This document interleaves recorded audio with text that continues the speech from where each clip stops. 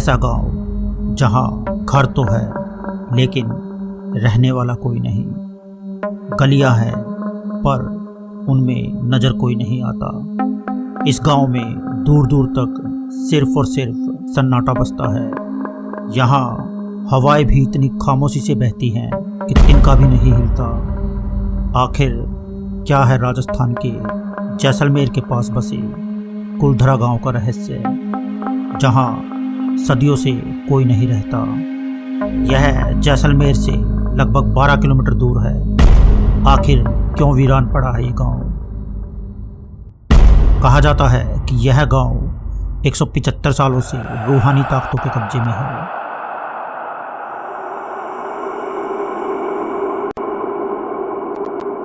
कुलधरा गांव घूमने आने वालों के मुताबिक उन्हें यहाँ हर पल ऐसा अनुभव होता है कि कोई उनके आसपास चल रहा है। बाजार की चहल पहल की आवाज़ें आती रहती हैं। महिलाओं के बात करने, उनकी चूड़ियों और पायलों की आवाज़ हमेशा ही वहाँ के माहौल को भयानक बनाती है। प्रशासन ने इस गांव की सरहद पर एक फाटक बनवा दिया है, जिसके पार दिन में तो सैलानी घूमने आते रहते हैं, लेकिन रात में इस फाटक को पार करने की कोई हिम्मत नहीं करता। रात के अंधेरे में इस गांव में जो भी गया वो कभी लौटकर दोबारा वापस नहीं आया। कहा जाता है कि 1291 ईस्वी के आसपास पालीवाल ब्राह्मणों ने 600 घरों वाले इस गांव को बसाया था।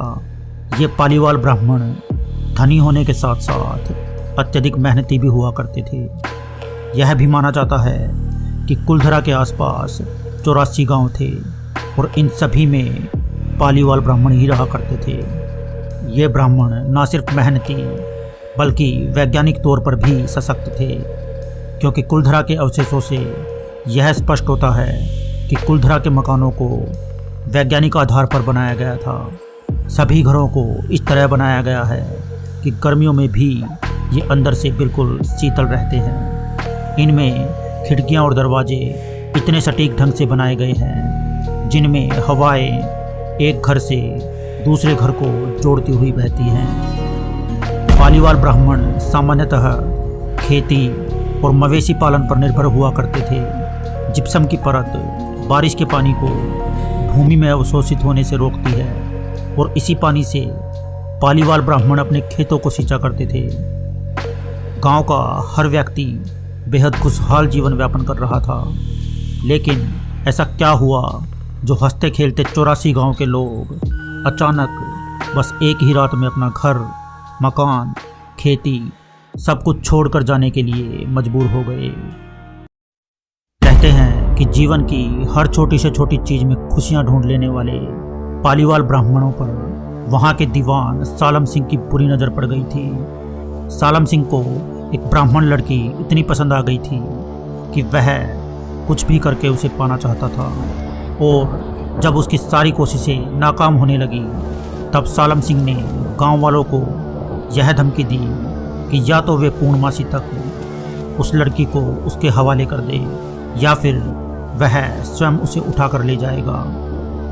अब गांव वालों के सामने यह चुनौती थी कि वे सम्मान की रक्षा करें या अपने घरों या गांव की। वे चाहते तो लड़की को दीवान के हवाले कर अपना घर और गांव दोनों बचा सकते थे, किंतु उन्होंने दूसरा रास्ता चुनने का निर्णय लिया। 84 गांव के सभी ब्राह्मणों ने मिलकर रात के अंधेरे में एक बैठक बुलवाई, जिसमें यह निर्णय लिया गया कि वे रातों रात इस गांव को खाली कर देंगे, लेकिन लड़की और गांव की इज्जत पर आंच नहीं आने देंगे। बस फिर क्या था, देखते ही देखते एक ही रात में कुलधरा समेत आसपास के सभी गांव खाली हो गए। जाते जाते वे लोग इस गांव को श्राप दे गए कि इस स्थान पर कोई भी नहीं बस पाएगा, जो भी यहाँ आएगा वह बर्बाद हो जाएगा। कुलधरा की सुनसान और बंजर जमीन का पीछा वह श्राप आज तक कर रहा है। तभी तो जिसने भी उन मकानों में रहने या उस स्थान पर बसने की हिम्मत की वह बर्बाद हो गया। इस जगह को लेकर एक कहानी और प्रचलित है, जिसके अनुसार कुलधरा गांव को कुलधार ब्राह्मणों ने बसाया था। लेकिन यहाँ का एक राजा इतना क्रूर था कि वह अपनी जनता को सांस लेने तक की भी आज़ादी नहीं देता था, अपनी मनमर्जी चलाता था और उनका शोषण करता था। वह उन्हें मारता पीटता और अपने गुलामों की तरह रखता था। उसकी हरकतों से गांव वाले बहुत परेशान थे। सभी ने यह निश्चय किया कि वे इस गांव को छोड़कर चले जाएंगे। जाते जाते वे इस गांव को कभी ना मिटने वाला एक श्राप दे गए, जो आज भी इस स्थान को बसने नहीं देता। इतिहासकारों के अनुसार पालीवाल ब्राह्मण बेहद अमीर थे। उनके पास सोने के बहुमूल्य आभूषण थे, जिन्हें वे जमीन में गाड़ कर रखा करते थे। इसी वजह से जब गांव खाली हुआ, तब यहाँ सोने के लालच में अनेकों लोग आए, जिन्होंने इस स्थान की खूब खुदाई की और जो सोना था वो लेकर भाग गए। श्राप की बात को मनगढ़ंत समझकर यहाँ बहुत से लोग आए, लेकिन जो भी यहाँ एक रात रुका वह कभी वापस नहीं जा पाया।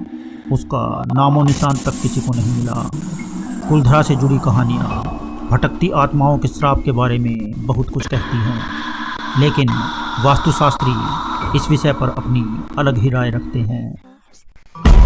वास्तुशास्त्र के ज्ञाताओं का कहना है कि कुलधरा के नैऋत्य कोण में पूरे साल बारिश होने की वजह से लगातार नरमी रहती है और काई भी जमी रहती है।